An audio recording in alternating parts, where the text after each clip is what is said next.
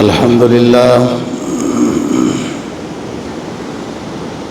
لله وكفى والصلاة والسلام على سيد الرسل وخاتم الأنبياء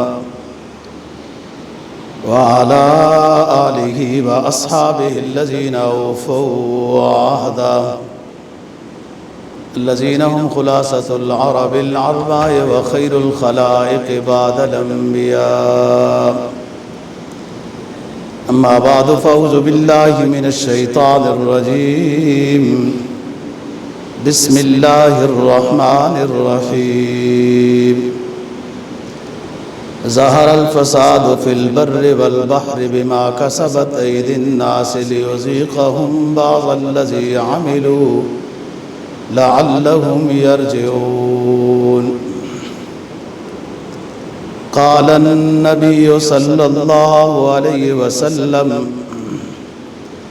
باردوا بالآمال فتنا كقطع الليل المظلم يصبح الرجل مؤمنا ويمسي كافرا ويمسي مؤمنا ويصبح كافرا ويبيع الرجل دينه بعرض من الدنيا. صدق الله العظيم وصدق رسوله النبي الأمي الكريم ونحن على ذلك لمن الشاهدين والشاكرين والحمد لله رب العالمين. 21واں پارہ سورہ روم کی ایک آیت کریمہ تلاوت کی ہے اور جناب نبی پاک صلی اللہ علیہ وسلم کا ایک فرمان تلاوت کیا ہے جس کو امام مسلم نے روایت کیا ہے. اللہ رب العزت فرماتے ہیں کہ لوگوں کے اعمال بد کی وجہ سے فساد، خشکی اور تری یعنی ہر جگہ پھیل جائے گا، ظاہر ہو جائے گا. ظہر الفساد فی البر والبحر بما کسبت ایدی الناس. فساد ہو جائے گا لوگوں کے اعمال کی بد کی وجہ سے، خشکی میں بھی تری میں بھی، مطلب ہر جگہ فساد ہی فساد ہوگا، کوئی جگہ محفوظ نہیں ہوگی. بما کسبت ایدی الناس، لوگوں کے اپنے اعمال بد کی وجہ سے. لیذیقہم بعض الذی عملوا، ہم لوگوں کو ان کے اعمال بد کا کچھ حصہ سزا کی شکل میں دنیا میں دکھاتے ہیں. کچھ ان کے اعمال بد تو زیادہ ہیں، سزائیں بھی زیادہ ہیں. بعض الذی عملوا لیذیقہم بعض الذی عملوا، لوگوں کو ان کے اعمال بد کی پاداش تھوڑی سی دکھاتے ہیں. کیوں دکھاتے ہیں؟ لعلہم یرجعون الی الدین، الی الاسلام، الی التوبہ، الی الاعمال الصالحہ. ہم اس لیے لوگوں کو تھوڑی سی سزا کی صورت دکھاتے ہیں تاکہ لوگ اللہ رسول کی طرف رجوع کریں، نیکی کی طرف آئیں، توبہ کی طرف آئیں، اعمال صالحہ کو درست کریں، صحیح کریں. یہ مقصد ہوتا ہے. اور دنیا کی تاریخ کا مطالعہ کر لو. فسیروا فی الارض فانظروا کیف کان عاقبۃ الذین من قبل کان اکثرهم مشرکین. آپ دنیا کی تاریخ کا مطالعہ کریں، ان کو کیوں سزا ہوئی، ان کی غلطیاں کیا تھی، سمجھ آ جائے گی بات. وہ اللہ رسول سے دور تھے اس لیے سزا کی زد میں آئے.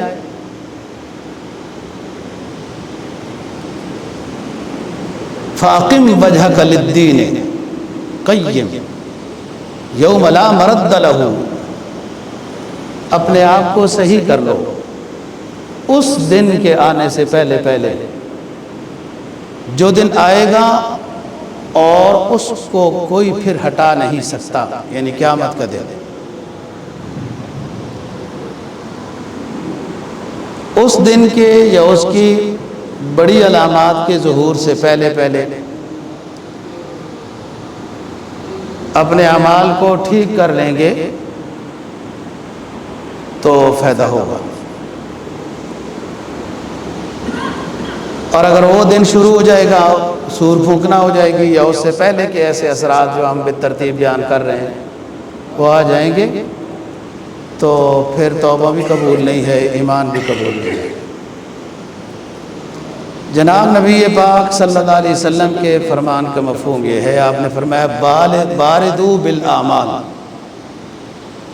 نیکیوں میں جلدی کرو. فتنہ کا قطع اللیل المظلم، فتنوں کے آنے سے پہلے پہلے، آزمائشوں کے آنے سے پہلے پہلے نیکیوں میں جلدی کرو. کا قطع اللیل المظلم، تاریک رات کی طرح فتنے آئیں گے. جیسے رات کی تاریکی میں کچھ سمجھ نہیں آتا، ایسے ہی ان فتنوں کے ہوتے ہوئے سمجھ نہیں آئے گا. اس طرف جائیں، اس طرف جائیں، ان کے ساتھ ملیں، ان کے ساتھ ملیں، ان کو برا کہیں، ان کو برا کہیں، سمجھ ہی نہیں آئے گی. کا قطع مظلم، کا قطع اللیل المظلم، فتنوں کے ایسے تاریک ٹکڑے ہوں گے جیسے رات کی تاریکی ہوتی ہے اور اس سے بندے کو کچھ سمجھ نہیں آتا. یصبح الرجل مؤمنا ویمسی کافرا، صبح تو ایک بندہ اس حالت میں گھر سے نکلا تھا کہ ایمان والا تھا، دن کو اس کا ملنا جلنا ایسے فتنوں سے ہوا کہ اپنا ایمان بھی دے بیٹھا. شام کو سویا تھا ایمان کی حالت میں، رات کو ایسی الٹی سیدھی باتیں کرتا رہا، خبریں سنتا رہا، صبح کے وقت وہ کافر ہوگا. ایسے فتنے آئیں گے. یصبح الرجل دینہ بعرض من الدنیا، مومن بندہ اپنے دین کو بیچ دے گا تھوڑی سی لالچ کی خاطر، 2000 4000 ملنے کی خاطر. ایمان بھی گیا، عمل بھی گیا، سب کچھ گیا کہ پیسہ مل رہا ہے. ان فتنوں کے آنے سے پہلے پہلے اپنے آپ کو ٹھیک کر لو. گزشتہ جمعے سے ہم بات کر رہے ہیں کہ قیامت کی علامات بالترتیب آئیں گی. چھوٹی علامتیں جو قیامت سے بہت دور تھی وہ ظاہر ہو چکی ہیں. آپ صلی اللہ علیہ وسلم کا آنا، شق قمر وغیرہ، دنیا سے رخصت ہو جانا. اس کے بعد کچھ علامات ایسی تھی جو فتن کی شکل میں آئی ہیں. بعض رات نے تاتاریوں کا فتنہ بھی اسی میں لکھا ہے وغیرہ. ہم بات کر رہے تھے کہ متوسطہ علامات ظاہر ہوں گی، بے انصافی عام ہوگی، ظلم کی حکومت ہوگی، ناپ تول گڑبڑ ہوگا، جھوٹ کو سچ، سچ کو جھوٹ سمجھا جائے گا. یہ ساری باتیں بیان ہو چکی ہیں. یہ علامات متوسطہ ہیں جن کا کوشش کر کے حصہ نہیں بننا. اور یہ علامات جب ظاہر ہوں تو نیکی کی طرف زیادہ توجہ کرنی ہے، نیک لوگوں کے ساتھ جڑنا ہے. کسی کے اندر کے حال کو آپ نہیں جان سکتے. جب اس کا ظاہر نیک ہے تو وہ نیک ہے، ہم اس کے ساتھ ہیں. ظاہری طور باشرہ ہے، نماز با جماعت کا پابند ہے، گفتگو کے لحاظ سے سلیقہ مند ہے، اور کبیرہ گناہوں سے بچتا ہے. ظاہری حالت شریعت کے مطابق ہے. بات سمجھنا، نماز با جماعت کا، تکبیر اولیٰ کا پابند ہے، کبیرہ گناہوں سے بچتا ہے، زبان کے لحاظ سے شائستہ ہے، وضاقت صلحہ والی ہے. بس یہ نیک ہے. ہم اندر کی حالت نہیں جانتے وہ اندر کیا ہے. جس کو نماز ہی نہ آتی ہو، کلمہ ہی نہ آتا ہو، جس نے کبھی جماعت کے ساتھ نماز ہی نہ پڑھی ہو الا اکا دکا، اب لوگ اس کو ہی اپنا پیر سمجھ لیں، تو ہم اب کیا کریں؟ اپنی عقل پہ ماتم کریں یا ان پہ عقل پہ ماتم کریں؟ اسلام کون سا فارمولہ دیتا ہے، نیک بندہ کون سا ہے چیک کرنے کا اسلام نے کون سا تھرمامیٹر دیا ہے، یہ اسلام کس طرح آپ چیک کریں، اس کی ظاہری وضع قطع سنت کے مطابق ہو، نماز با جماعت کا پابند ہو، گناہ کبیرہ سے بچتا ہو، صلحاء کی روش میں وضع قطع میں ہو، زبان کی شائستگی ہو، یہ نیک ہے۔ او ملانگ دلانگ بیٹھے ہیں جناب، ایک چٹی سی لوگوں نے بھی پہنا دی ان کو، کوئی بڑی سرکار کی راگ اوپر مل رہا ہے، کوئی کیا کر رہا ہے، اور کیا ہیں جناب یہ پہنچے ہوئے ہیں، وہ ان کے نزدیک کسی اور شک میں پہنچے ہوں گے، اسلام کی نزدیک تو کچھ اور چیز ہے۔ اسلام نے یہ فارمولہ دیا ہے نیک بندے کا کہ اس کو اس طرح چیک کرو۔ تو بات یہ ہے کہ جب اس طرح کی علامات ظاہر ہوں گی تو مومن بندے نے اطیع اللہ و اطیع الرسول کی طرف توجہ کرنی ہے، صلحاء کے ساتھ جڑے۔ حضرت مفتی شفیع صاحب رحمہ اللہ تعالیٰ نے لکھا ہے کہ صلحاء ڈھونڈنے کے لیے اتنے دور کے سفر کی ضرورت نہیں ہے، آپ کی محلے کی مسجد کا مؤذن بھی آپ سے بہتر ہے کہ وہ ہر وقت اللہ اکبر کی صدائیں بلند کر کے لوگوں کو نماز کی دعوت دے رہا ہے اور وہ نماز با جماعت تکبیر اولیٰ پڑھ رہا ہے، اسی کے قریب بھی بیٹھ جاؤ گے تو فائدہ ہو جائے گا۔ تو بات ہم کر رہے تھے کہ ان علامات کا حصہ نہیں بننا، کوشش کرنی ہے۔ جہاں ہم بے بس ہیں وہاں ہم سے پوچھ نہیں ہوگا، ہم بے بس ہیں کہ سودی نظام لائے جائے، ہم بے بس ہیں کہ فحاشی عریانی عروج پر ہے، ہم بے بس ہیں جھوٹ کا رواج ہو چکا ہے، ہم خود جھوٹ نہ بولیں، ہم خود فحاشی کا حصہ نہ بنیں، ہم خود سود سے بچنے کی کوشش کریں، اور جتنے ممکن ہو ایسے گروہوں سے بچ کے رہیں جو تمہاری دین اور دنیا دونوں زندگی برباد کر رہا ہے۔ حدیث میں آتا ہے ایسے فتنے آئیں گے، بیٹھنے والا کھڑے ہونے والے سے بہتر ہوگا، کھڑا ہونے والا چلنے والے سے بہتر ہوگا، اور لیٹا ہوا شخص بیٹھے ہوئے سے بہتر ہوگا، اور اسلام کو بچانا اتنا مشکل ہوگا، ایمان کو بچانا اتنا مشکل ہوگا جیسے کوئی شخص اپنے ہتھیلی میں انگارے کو پکڑے تو اسے کتنا مشکل لگے گا، ایسے ہی ایمان بچانا مشکل ہوگا۔ یہ فتن شروع ہے۔ جناب نبی پاک صلی اللہ علیہ وسلم کا فرمان جو ہم نے آخری بات پر بطور قرض کے چھوڑا تھا کہ ان تلد الامۃ ربتہا، جناب نبی پاک صلی اللہ علیہ وسلم نے جبرائیل علیہ السلام، وہ جو ایک خوبصورت شخص آئے تھے نا، حضرات صحابہ رضی اللہ عنہ فرماتے ہیں کہ اگر ہم جانتے ہوتے تو یہ مدینے کا تھا، اگر یہ باہر سے آیا ہے تو کپڑے میلے کیوں نہیں ہیں؟ وہ آج کل کا ایئر کنڈیشن دور تو نہیں تھا نا کہ بڑی اچھی طرح کی گاڑی اے سی سے باہر نکل کے مسجد میں آ گیا ہوگا تو اس لیے کپڑوں پر پسینہ ہی نہیں لگا۔ اگر یہ شخص باہر سے آیا ہے تو کپڑے کیوں نہیں متاثر، مدینہ سے آیا ہے تو ہم نہیں جانتے ہیں۔ تو آپ صلی اللہ علیہ وسلم نے پھر آخر میں بتا دیا تھا کہ یہ جبرائیل علیہ السلام تھے عمر یعلمکم دینکم، یہ اس لیے سوال جواب کر رہے تھے کہ تمہیں دین سمجھ میں آ جائے۔ بعض دفعہ نا سوال جواب کی شکل میں مسئلہ آسان ہو جاتا ہے۔ انہوں نے جب نشانیاں پوچھی تھی قیامت کی تو آپ صلی اللہ علیہ وسلم نے فرمایا تھا ان تلد الامۃ ربتہا، لونڈی اپنے آقا کو جنے گی، بدکرداری عام ہو جائے گی، بال بچے کا پتہ ہی نہیں ہوگا، ادھر اگر اتنی نہیں بھی ہوئی تو کہیں ہو بھی چکی ہے، اولاد کا پتہ ہی نہیں ہے، آہستہ آہستہ جنگیں ہوں گی، لوگ غلام اور لونڈیاں بنیں گے، اور ایک بندہ بادشاہ بن جائے گا۔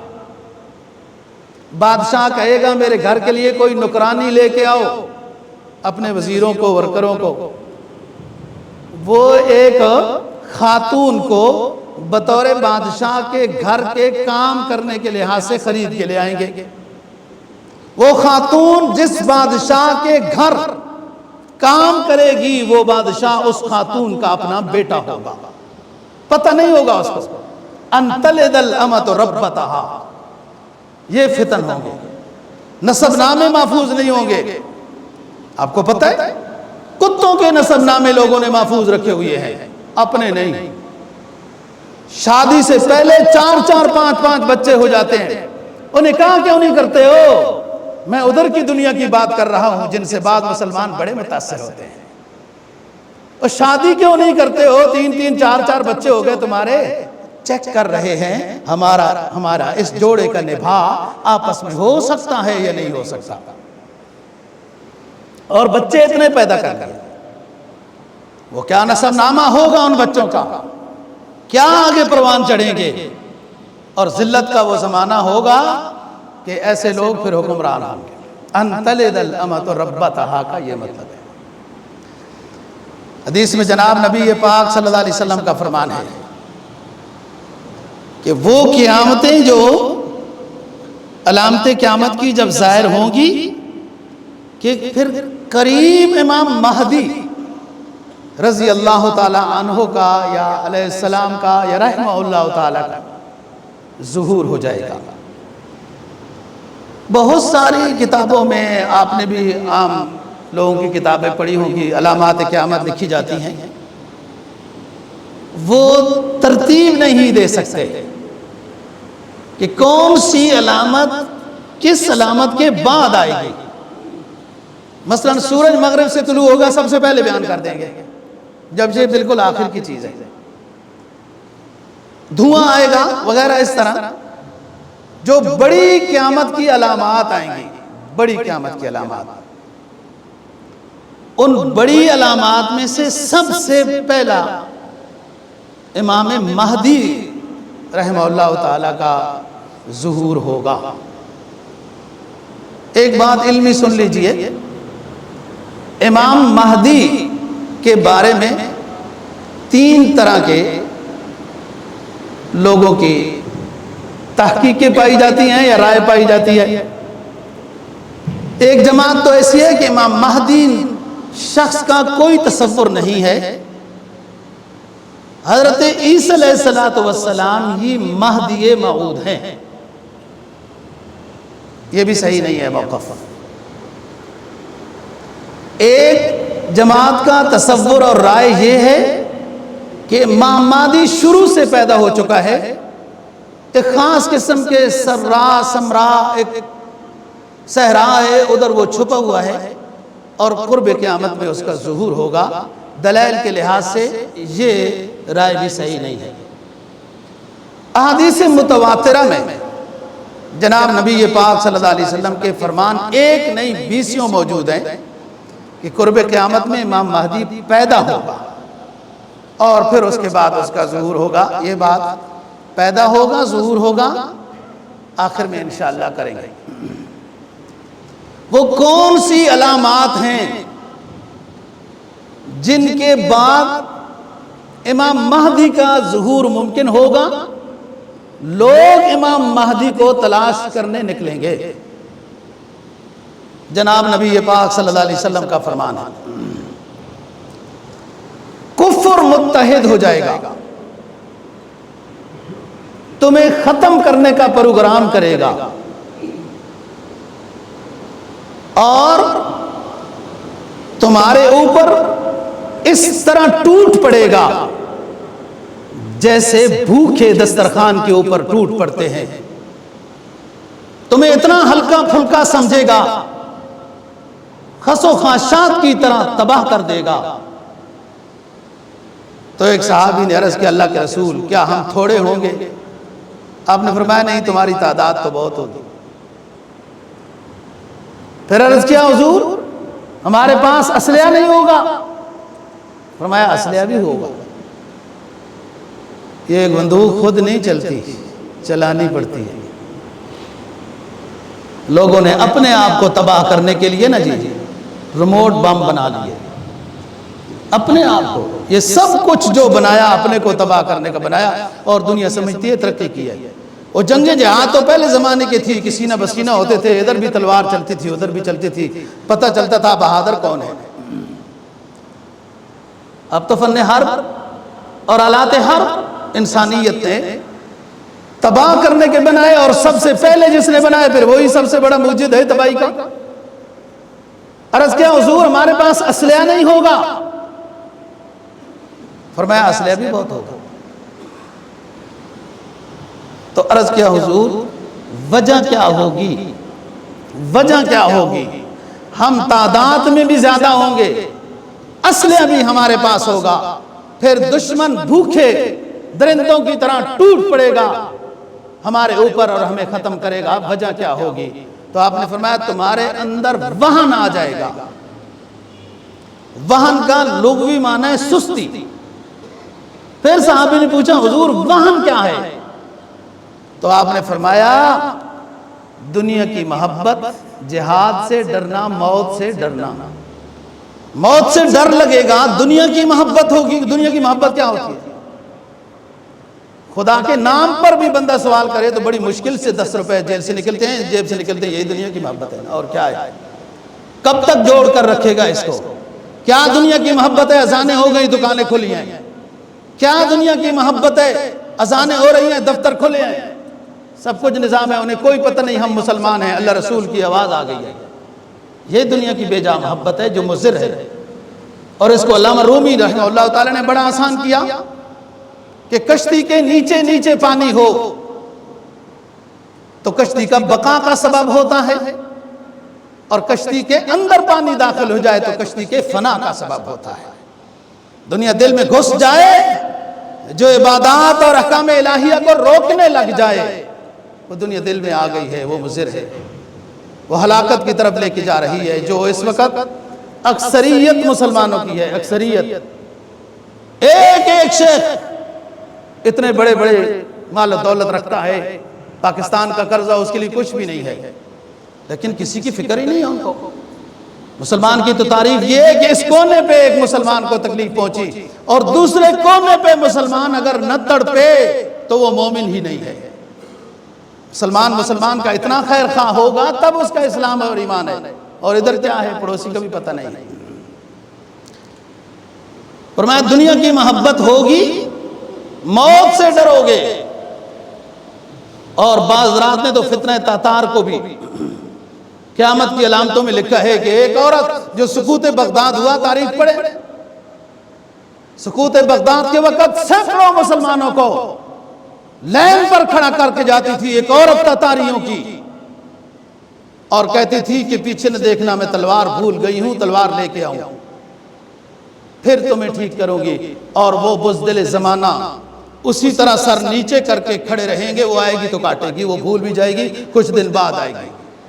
مسلمان جب اسلام سے دور ہوتا ہے، اعمال سے دور ہوتا ہے، ایمانی دنیا سے ہاتھ کھو بیٹھتا ہے۔ فرمایا مسجدیں خوبصورت ہوں گی، نمازیوں کے دل ویران ہوں گے الا ماشاءاللہ، نماز بھی پڑھیں گے، منافق بھی ہوں گے، اور مسجدوں میں شور شرابہ ہوگا، جہاں بس چلتا ہے لوگ شور شرابہ کرتے ہیں، جہاں بس چلتا ہے۔ آپ محلے میں رہنے والے ہو، جو بابے ریٹائر ہو جاتے ہیں الا ماشاءاللہ اکثر تو وہ نیکی ہوتے ہیں، کچھ ایسے ہوتے ہیں کہ پوری مصیبت کو بنا کے رکھتے ہیں۔ پنکھا کیوں نہیں چلایا، بند کیوں نہیں کیا، دروازہ کیوں کھولا ہے، یہ کوئی بات ہے تنازع کرنے کی؟ مولوی صاحب تم نے چھوٹی سورت پڑھی ہے، بڑی کیوں نہیں پڑھی، تم نے بڑی پڑھی ہے، چھوٹی کیوں نہیں پڑھی؟ یہ ان بابوں کا کام ہوگا ریٹائر ہونے کے بعد، جن کو گھر میں بہو ٹائم کے اوپر چائے کی پیالی نہیں دیتی ہوگی، وہ بھی مسجد میں شور شرابہ کرنے کے لیے بڑے اونچے بہادر ہوں گے۔ مسجدوں میں شور شرابہ ہوگا، لہو و لعب ہوگا، تنازع اور جھگڑا ہوگا، اور یہ آپ حیران ہو رہے ہیں کہ مسجدوں میں کھیل تماشا اور لہو و لعب کیسا ہوگا۔ آپ کے اسلام آباد میں ایک مسٹر اٹھا ہے، مسٹر، کسی نے یوٹیوب سنی ہوگا اس کا کلپ، ایک مسٹر اٹھا ہے، بڑی خوبصورت مسجد بنائی ہے، بنوائی ہے یا بنائی ہے، اور اب وہ کیا کہہ رہا ہے، غریب بچیوں کی رخصتی مسجد سے کریں گے۔ کیا بات ہے جی، وہ اسلام تمہارے گھر کی جاگیر بن گئی، اسلام نام قرآن حدیث حضرات صحابہ رضی اللہ عنہ کا ہے۔ رسول پاک صلی اللہ علیہ وسلم کی 4 بیٹیوں کی رخصتی ہوئی، کہاں سے ہوئی؟ کون سے شادی حال سے ہوئی؟ اکثر صحابہ کرام رضی اللہ تعالیٰ عنہ کی 2 3 شادیاں تھیں، کہاں سے رخصتی ہوئی؟ کون سے شادی حال تھے؟ کیا بیٹیوں کی رخصتی کرنا شادی حال کے اندر سے یہ واجب اور فرائض میں سے ہے کہ مسجدوں کے اندر سے ہم رخصتی کریں گے؟ وہ یہ فرض ہے، یہ مستحب بھی نہیں ہے شادی حال سے بچوں کو رخصتی کرنا۔ یہ تو ہمارے رواج ہیں، یا ہماری سہولت ہے، یا ہمارے گھر چھوٹے ہیں۔ یہ تو اس لیے ہوا، یہ نہ فرض ہے، نہ واجب ہے، نہ مستحب ہے، نہ سنت ہے، بلکہ ہو سکتا ہے گناہ بھی ہو۔ جب اس میں بے حیائی ہو، گانا بجانا ہو، رقص ہو اور بے پردگی ہو، فحاشی ہو، اور یادگار اس میں فلمیں بنائی جائیں کہ جب بوڑھے ہو جائیں گے تو شادی کی وہ فلمیں دیکھیں گے، تو یہ تو بعض دفعہ یہ پروگرام گناہ کر گئے، گناہ کبیرہ ہو گئے۔ مسجدوں کے اندر نماز با جماعت تکبیر اولیٰ کے ساتھ ادا کرنا، یہ مسجد کی ضرورت ہے۔ وہ 1400 سال پہلی تاریخ میں جاؤ، ایک دیہات سے آنے والے شخص سے مسجد کے اندر پیشاب کر دیتا ہے، وہ اسے پتہ نہیں تھا مسجد کی حدود کیا ہے۔ صحابہ اٹھے اس کو روکنے کے لیے، تو آپ نے منع کیا کہ رک جاؤ۔ جب وہ فارغ ہو گیا اپنی ترتیب سے آ کے بیٹھا، لوگ چلے گئے، آپ نے اس کو الگ بلایا،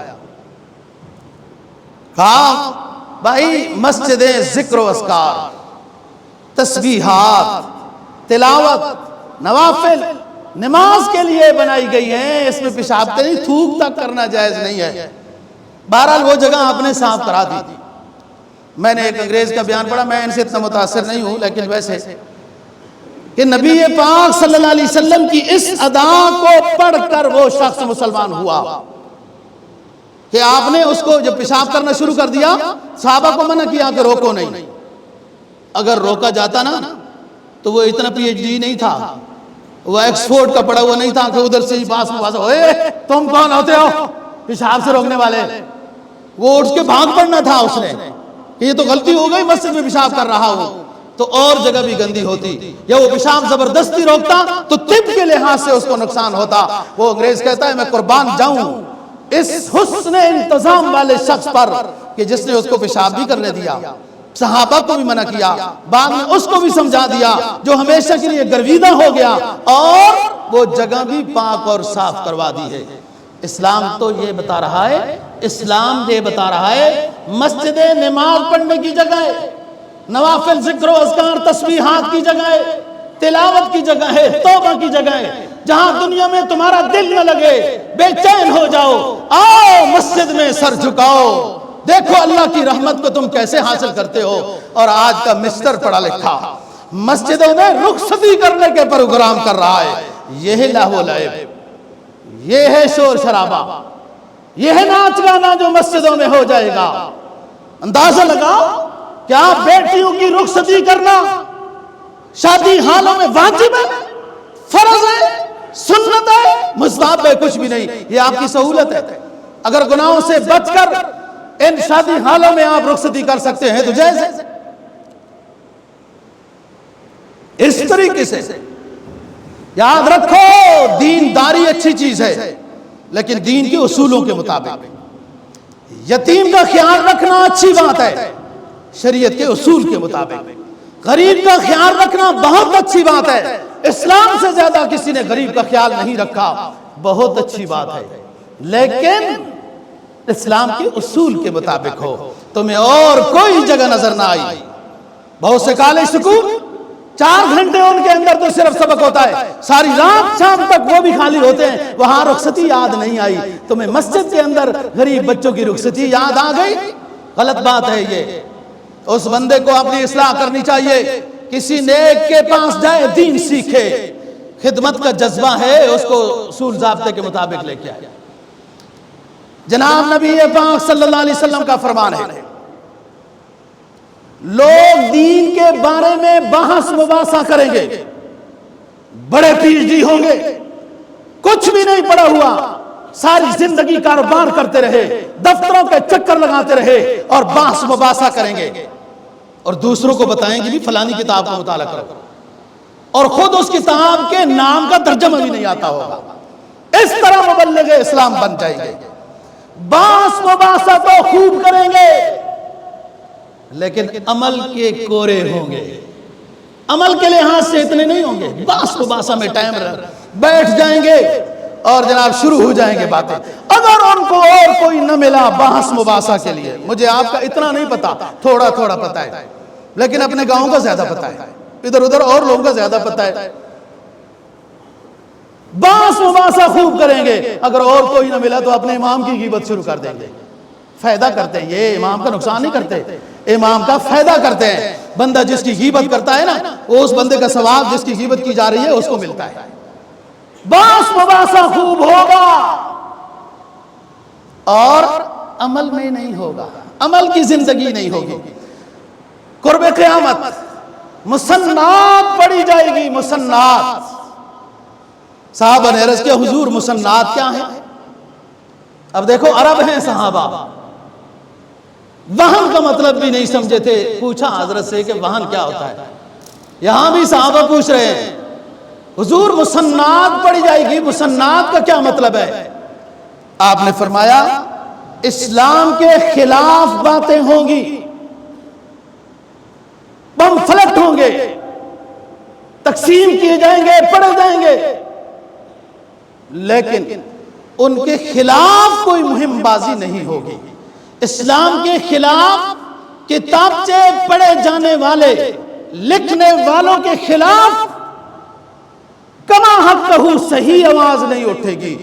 اکا دکا ہوگا تو شر، جتنی شر بڑی ہوتی ہے اتنا اس کو بجھانے کا انتظام بڑا ہونا چاہیے. جتنی شر بڑی ہوتی ہے اس کو ختم کرنے کا اتنا بڑا انتظام ہوتا ہے.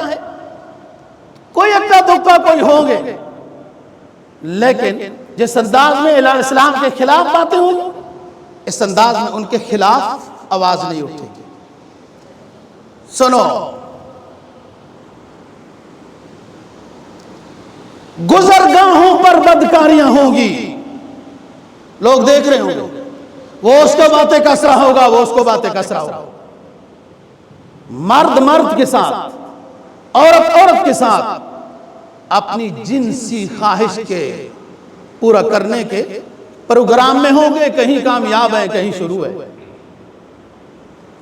عورت مرد کی روش میں دائر ہوگی. آزادی ہے، آزادی ہے، مدر پار مدر پادر آزادی ہے. تو آئی اپنے مرضی سے نہیں، جائے گی اپنی مرضی سے نہیں، تیری آزادی کیسی ہے. عورت مرد کی روش میں، بالوں کی وضع قطع میں، لباس میں نظر آئے گی. مرد عورتوں کی طرح بناوٹ کریں گے، نظر آئیں گے، داڑھیوں پہ الٹے بلیڈ چلائیں گے، پپو نظر آئیں گے.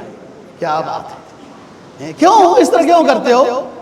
عورت کی داڑھی نہیں ہے، مرد کی داڑھی ہے. ادھر دعویٰ کرتے ہو، اللہ اور رسول کے ساتھ محبت کا اعلان کرتے ہو، دعویٰ کرتے ہو، اور نعرہ کیا لگاتے ہیں؟ رسول کی غلامی پر جان بھی قربان ہے.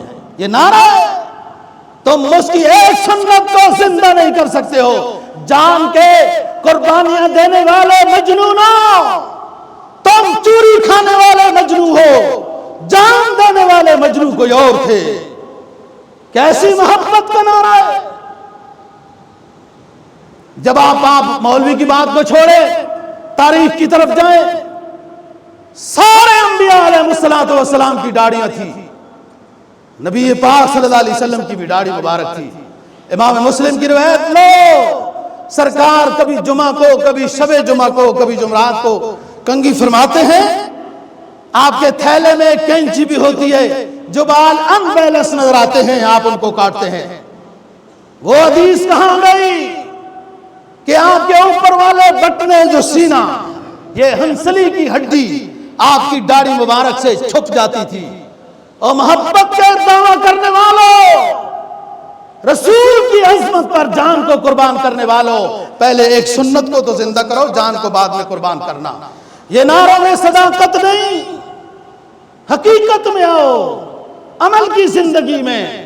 تب تمہارا دعویٰ سچا ثابت ہوگا کہ واقعتاً تم اللہ اور اللہ کے رسول کے ساتھ محبت کرتے ہو۔ مصنعات پڑھی جائے گی اور آوازیں اٹھیں گی، بہت کم، مقابلہ نہیں ہوگا صحیح۔ گزرگاہوں پر بے حیائیاں ہوں گی۔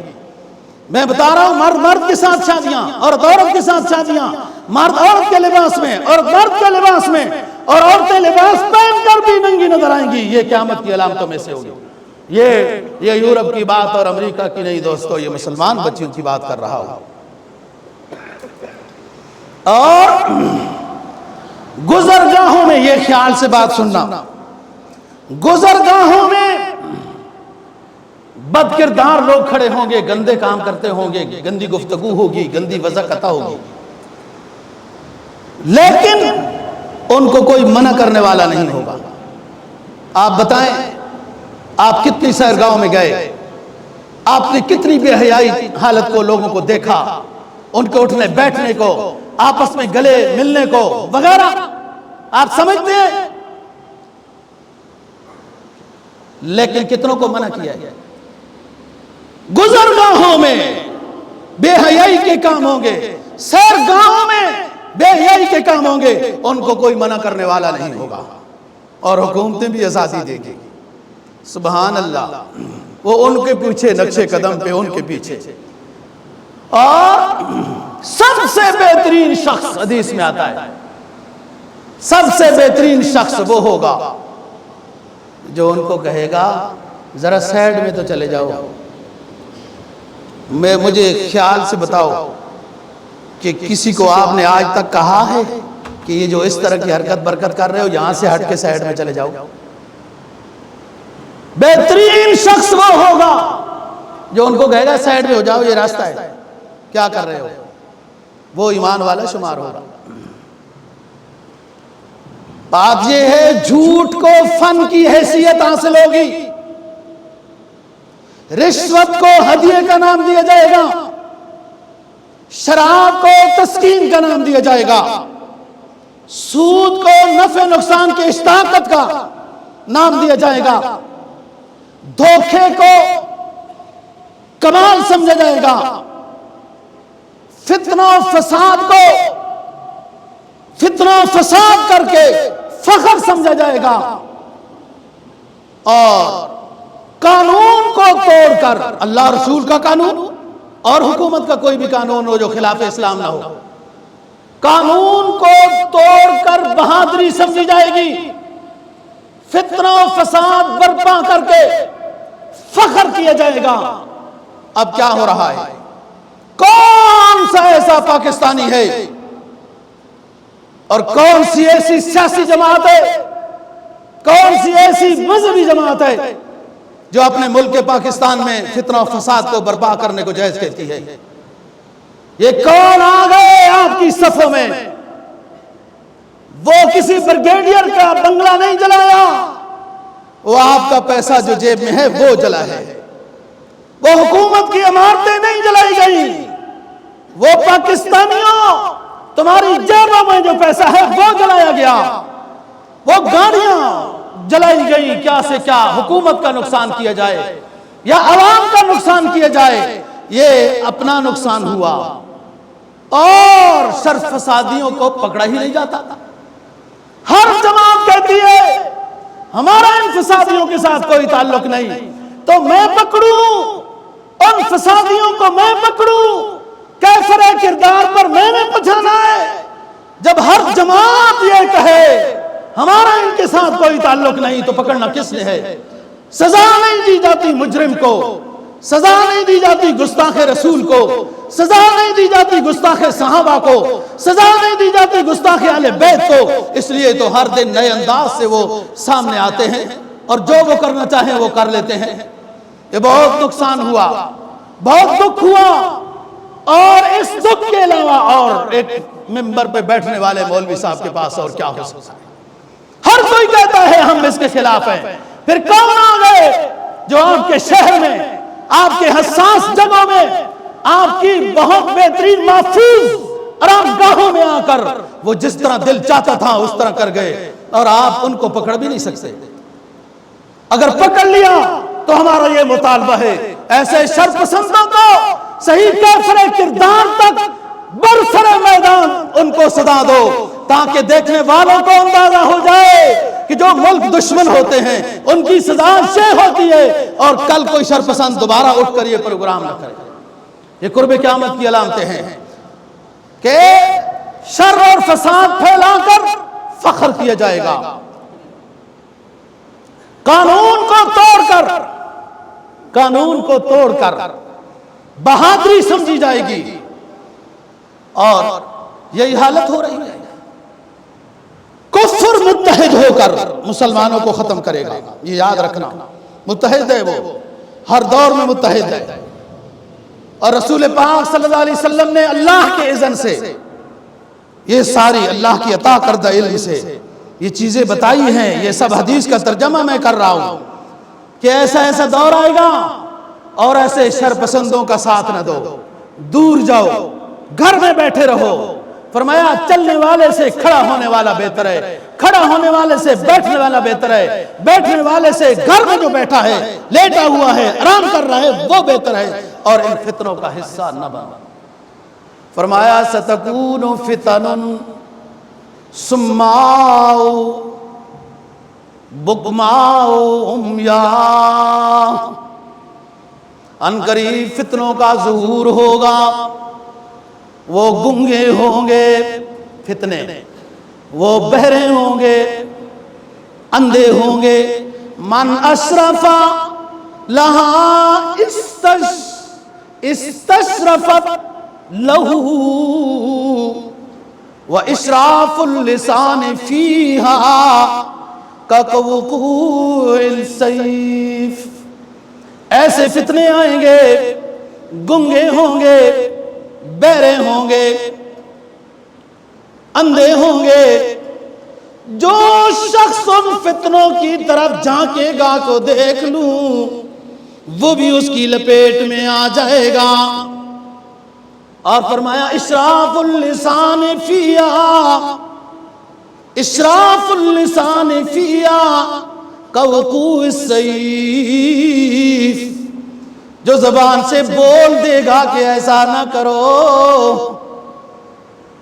جو زبان سے بول دے گا کہ ایسا نہ کرو، وہ تلوار مارنے والے کے برابر سمجھا جائے گا۔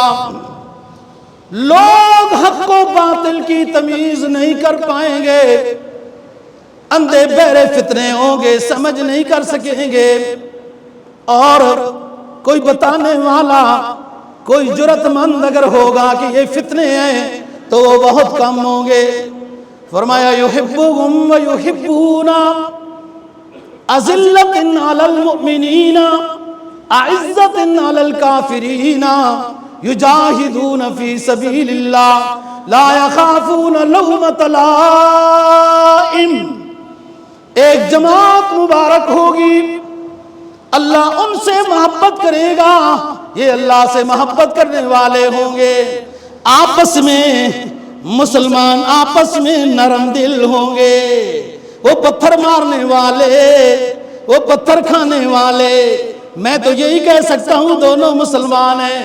وہ آگ لگانے والے جن کی ملکیت کو آگ لگائی گئی، یہ دونوں میں تو سمجھتا ہوں مسلمان ہی ہوں گے۔ فرمایا ان میں سے ایک جماعت اللہ کی بڑی محبوب جماعت ہوگی، یحبونہم ویحبون، اللہ ان سے محبت کرے گا، یہ اللہ سے محبت کرنے والے ہوں گے۔ اذلۃ علی المؤمنین، آپس میں بڑے شیر و شکر ہوں گے۔ اعزۃ علی الکافرین، کافروں کے مقابلے میں بڑے سخت ہوں گے۔ یجاہدون فی سبیل اللہ، یہ اپنے علاقوں کو فتح نہیں کریں گے، یہ کافروں کے علاقے میں جا کے جہاد فی سبیل اللہ کریں گے۔ یہ جو جماعت بتانے والی ہوگی، اس جماعت کو پتہ ہوگا کہ مجھے کچھ لوگ تانے بھی دیں گے، مجھے کچھ لوگ اس طرح کی باتیں بھی کریں گے، لیکن اس جماعت کا خصلت کیا ہوگی؟ لا یخافون لومۃ لائم، یہ ملامت کرنے والوں سے نہیں ڈرے گی کہ حق بات تو لوگوں تک پہنچنی چاہیے، یہ حق بات پہنچاتے رہیں گے۔ فرمایا تقارب الزمان یقبض العلم وینقص العمل وتظہر الفتن ویلقى الشح ویکثر الحرج قالوا ما الحرج قال النبی صلی اللہ علیہ وسلم القتل والقتال۔ سرکار دو جہاں صلی اللہ علیہ وسلم نے فرمایا ان قریب ایسا زمانہ آئے گا، علم کم ہو جائے گا، عمل کم ہو جائے گا، فتنے ظاہر ہو جائیں گے، بخل کی پیروی کی جائے گی، خواہش کی پیروی کی جائے گی، اپنی رائے پر اصرار کیا جائے گا کہ میری ہی بات مانو، اور حرج ہو جائے گا۔ سرکار دو جہاں صلی اللہ علیہ وسلم نے فرمایا حرج عام ہو جائے گا۔ صحابی نے عرض کیا حضور حرج کا مطلب نہ سمجھ پائے، کیا ہوتا ہے حرج؟ آپ نے فرمایا حرج یہ ہے کہ قتل و قتال پر یہ امت لگ جائے گی۔ دوسری روایت میں فرمایا قاتل کو پتہ نہیں کیا کر رہا ہوں، مقتول کو پتہ نہیں مجھے کیوں قتل کیا جا رہا ہے۔ یہ زمانہ جب آ جائے گا کفر عیسائیوں کی قیادت میں متحد ہو جائے گا، مسلمان لڑیں گے، مسلمانوں کا بادشاہ شہید کر دیا جائے گا۔ اس وقت لوگ نکلیں گے کہ لگتا ہے کہ مسلمانوں میں مایوسی ہے، عدل کے ادارے عدل کھو بیٹھے، ظلم کا رواج ہو گیا، انصاف ملنا مشکل ہو گیا، اور جنہوں نے امن دینا تھا خاموش ہو کے بیٹھ گئے، جنہوں نے ہمارا دفاع کرنا تھا خاموش نظر آ رہے ہیں۔ لوگ جب مسلمان اس مایوسی میں ہوں گے تو چل پڑیں گے کہ امام مہدی کو ڈھونڈیں گے۔ انشاءاللہ تعالی اگلے جمعے کو یہاں سے بات کریں گے۔ اللہ دین کی سمجھ اور عمل کی توفیق نصیب فرمائے۔ وآخر دعوانا